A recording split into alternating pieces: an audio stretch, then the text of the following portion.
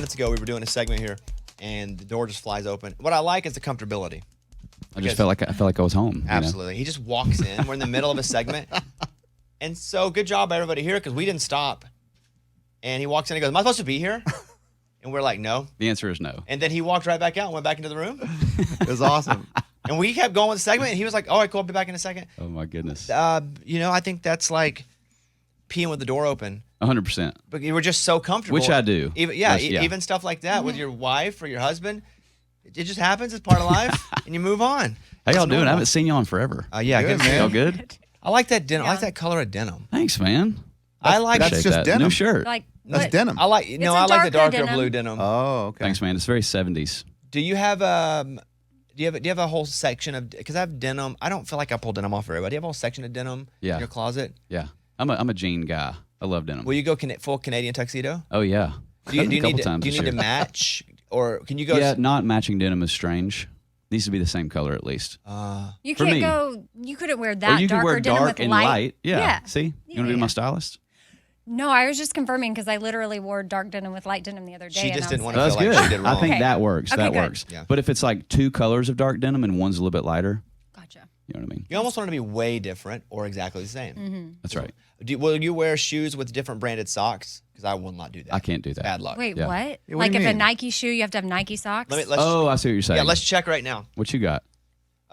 Okay, so these New Balance that are purple, I would not wear a Nike sock, so those are generic socks. Oh, gotcha. Okay. So unless I'm wearing New Balance, I can't wear like Adidas with Nike socks, or I'm probably gonna have a car wreck that day.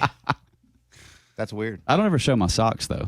I don't either, but it doesn't matter. It's not for other people. Gotcha. My Okay. superstitions are for me to torture me internally. Right. So Do you wear ankle socks or socks that are I've been pulled up? told by the young kids that ankle socks are out.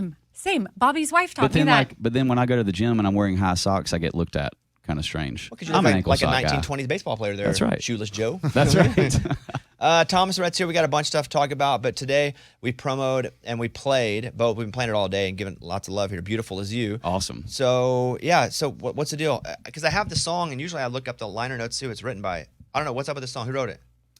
So I wrote this song with. So you wrote it. I wrote it. Because sometimes I'll be like, "Hey, you wrote this song," and they're like, "No, No, I did. The song was actually started though before I came in on it. My buddy Julian Bonetta, a guy named John Ryan, and a guy named Jay Cash. They played me the chorus of this tune, and we had a writing camp booked in Chattanooga about a year ago, and we went and wrote this song and a bunch of other ones. But yeah, those are the dudes. Before I play it, I'm gonna get to it in a second. Will you tell me about a writing camp and what happens there? Yeah.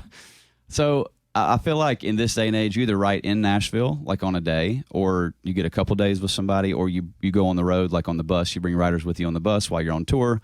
Or a camp, I call it, is like picking a destination, bringing writers, and basically just going and camping there for like 3 days. Not intense, but so removing distractions of home, pretty much. so you can mostly only focus on the creative. Maybe not just writing, but part of the creative is being with each other. Oh yeah, hanging, having dinner, whatever. But I feel like when I'm away, I feel like the pressure to like go home is not there. You know what I'm saying? So like if I write in Nashville, I feel like I gotta be home by 5 or something, which is fine. But if you're really gonna kind of get in the zone, I feel like a lot of the magic happens like late in the night, like 10 p.m. to midnight is where some of the good magic happens. When I was finishing my second book, I was like, I can't write at home because I have not even the distractions. There's just too many things I need to do here.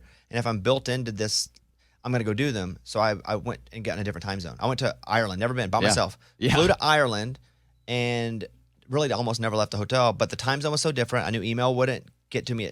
But there was no distraction. Yeah, and sometimes just the change in scenery can spark, different ideas and different melodic structure and the whole thing. So, I mean, even somewhere as close as Chattanooga, you get into the mountains, and all of a sudden you feel different than being in Nashville. So That's why a whole chapter on my book is the Irish famine.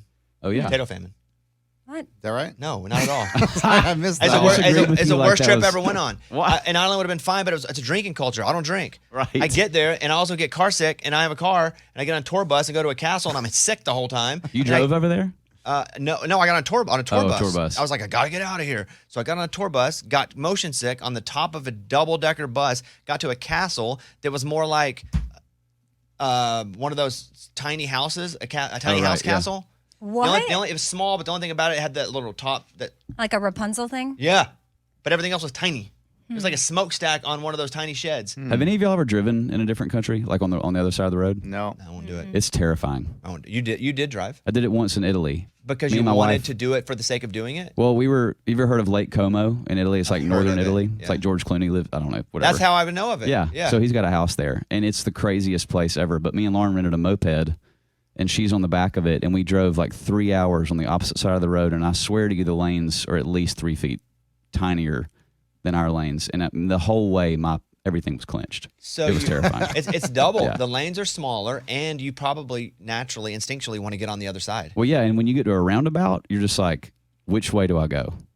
You know what I mean? And they're all, not all, but mostly roundabouts over there. Like they have a different. Yeah, it's insane. You on social media now or no? Half and half. Can you do that? It's probably not the best thing for me in the world, but I'll get on it every now and then. Yeah. What is your current obsession? Current obsession. Mine would be memorabilia. As you see, I got signed helmets everywhere over here. Probably putters. Oh yeah. Yeah. Are you still going? Oh, remember when I thought I was being scammed? Oh, yeah. Wait, Oh, what that happened? someone Yeah. was faking being you. Because it came from your email address to my phone and not a text, and you're like, Oh no, my phone does that, no, yeah. And I was and like, I can't figure out why it does and I that. told him, I said, come over whenever you want. You can hit. I got a That's for golf the golf. simulator. I was like, Oh, come yeah. over whenever. It was raining. I said, if it's ever bad, just. And he was like, hey, I was like, there's no way this is him. This is some email address. No, I texted somebody the other day, and It's a they were just scammer. like, "Yeah, just shoot me your number, and we'll get in touch." And I'm like, maybe this person is really old, and they don't know that my number's on the screen. And he was like, "Yo, it came through as your email." So we all thought I was being scammed. Yeah. Therefore, I didn't even respond for like a whole day. And then I'm like, I was like, "Cool, man." yeah, sorry about that. Appreciate it. So you would say putters because you just love golf. I love golf, and I just feel like I hit like a Scotty Cameron putter, and I feel like there's so many kind of like first edition, second edition putters that they'll release, and I've just kind of gotten into collecting putters, which is kind of weird. But Oh, Are you those keep the- you keep them as a I keep collection. them. Yeah, I don't use Are most those of them. the really expensive ones? They Like can be, They but can mostly be. it's like the shape of it. But like Scotty is sort of like historically the most recognized putter maker in the golf industry. I have So one here, but it's gone. He stole it. Is it George Birch? No, it's Thomas Rhett stole it. He came. oh yeah, I have it. Have you? Were you ever a dipper? Yeah, Big bottom lip dip. big old grizzly wintergreen dip in my lip. How Yep. did you start dipping? Man, I think it was like probably at football camp. I want to say like one of the seniors. I know he did. He had a can of Skull Peach, and I was like, They make peach skull. "Oh, dude, it's the best." It reminds me of They summer. make peach skull. It's the best. It's yeah, but the terrible. first time you tried it, did you get sick? Oh, I hated it. I Yeah. hated it. I remember I put it in at 5:00 in the morning and then walked onto the practice field. It's 100 degrees. It's wet on the ground, and I remember I threw up through my face mask.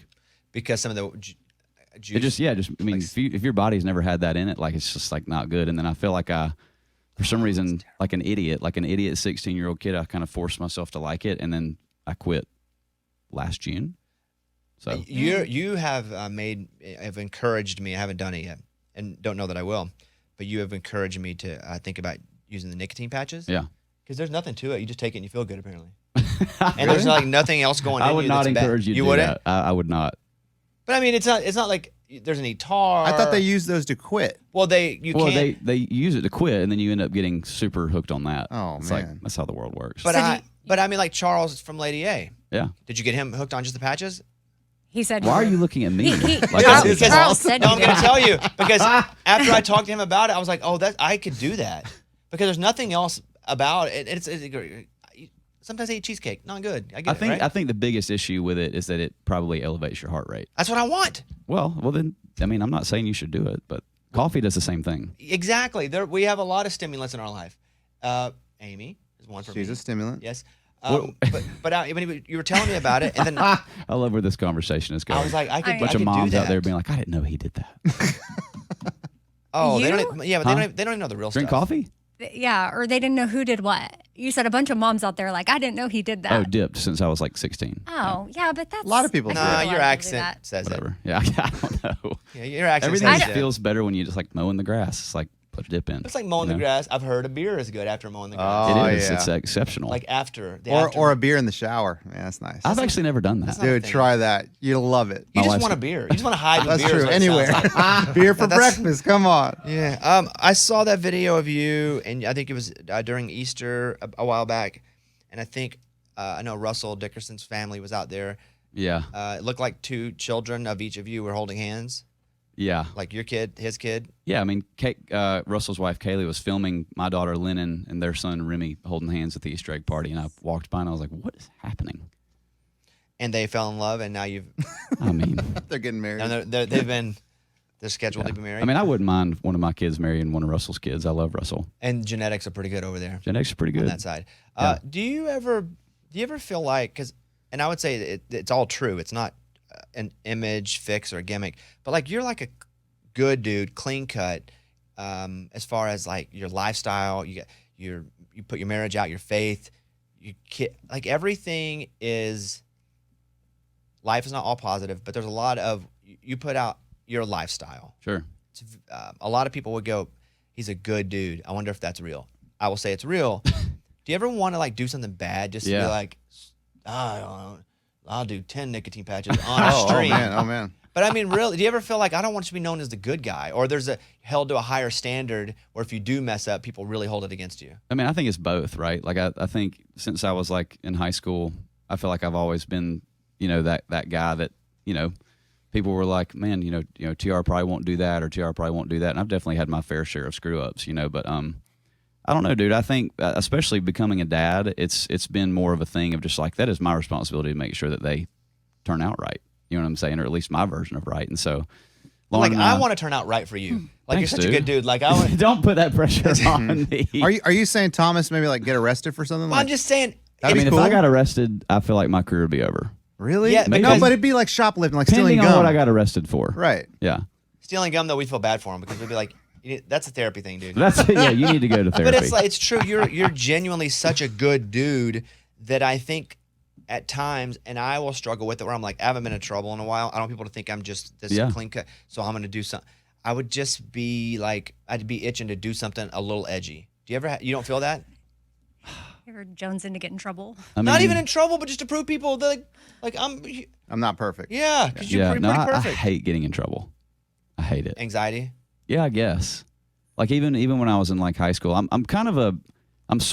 have a rebellious spirit to an extent. Like I'd be the kid that, I had a beard when I was 14 and I went to a school where you couldn't have a beard and Hey, bad dude over here. your hair, your hair couldn't touch your collar, and I would walk in and they would immediately just hand me a razor when I'd walk into school. Two things. And so I kind of embraced Hold on, that. let me stop you from the story. Two things are standing out big time.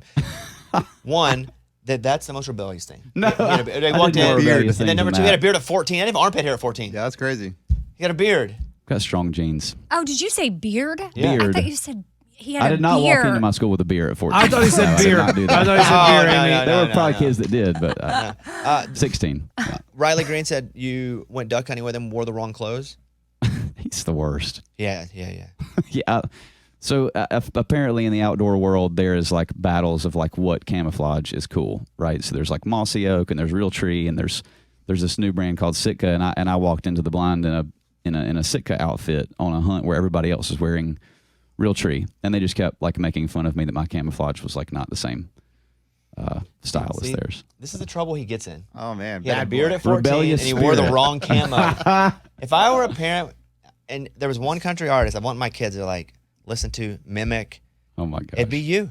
Well, I don't even know how to respond to You that. make great I'll music. receive it though. You're a great writer. You make great music, just Thanks, man. generally, but also it's like you're good influence. And you Thanks, don't man. even try to be. Hey, That's right. Hey, that's all you can say. I don't know. What do you mean to say? I don't know. I don't even. It's kind of annoying. But that's Well, good I'm for gonna you. do something bad this week. Yeah. There we go. Now we're Let's talking. go. Watch out, world. All right. I'm gonna go steal some gum from a local convenience store.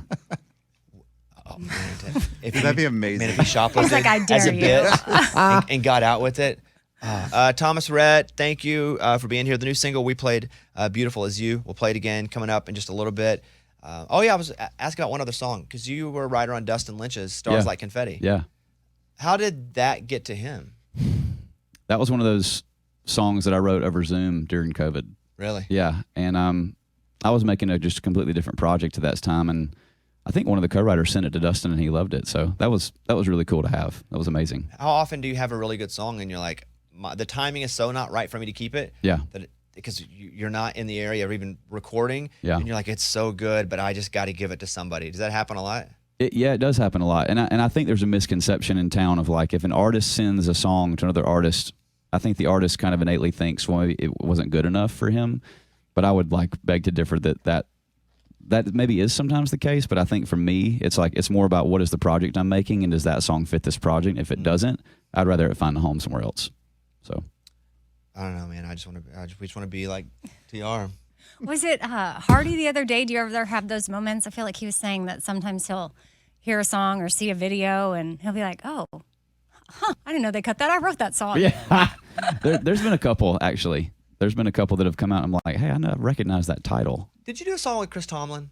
I did a couple. Isn't he the freaking greatest dude ever? He might be. Like, he's better than you. We have He a is new way- ranker. he is better. Okay, yeah. TR was Fair at enough. one, Fair and now that I'm enough. thinking about dudes, he just got jumped. He is better. He's 100%. like my friend hero Yeah, salt of the earth. that you just want to be around more, and you don't even feel like he's judging you, 100%. even though he has a microphone right into Jesus. Yeah, I mean, I see him at the beach a lot, and he's one of those people, and I try to mimic my life after this, but like he's one of those people that when he asks how you're doing, he actually is asking how you're doing. And I know that's kind of a cliche thing to say, no, really, how are you?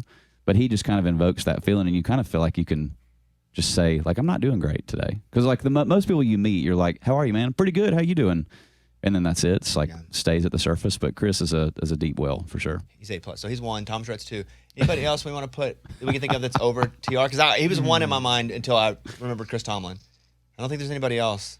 Over TR? It's hard, man. Yeah, so he's going to sit at 2. I didn't think this is what today was going to be about. We never know what's going to be about until it happens. You walked in here during a segment like 15 minutes ago. I'm so sorry. We didn't think that was the segment. Go ahead. Because if they're living, because it would go Living. Jesus. No, Chris no, Tomlin, Jesus. There you No, go. no, I no, didn't no, know no. that. TR. If Although that's the Jesus case, is Jesus wins living. every list. That's right. So we can't So put living. Jesus. Okay. Yes. Living. But even TR But gets he a- arguably is living. Correct. But no, Oh, not true. arguably, not in Nice. human organic skin Just form. was Easter, you know. I'm going human organic skin form. We're done. boy. Good to see you, buddy. Good to see you too, man. Congrats on the song. Thanks, bro. I hope it's another massive hit. I feel like it will be. Thanks, man. And there he is, our friend Thomas Rhett, everybody. Love Number you. 2 on the list, the good guy list. It's about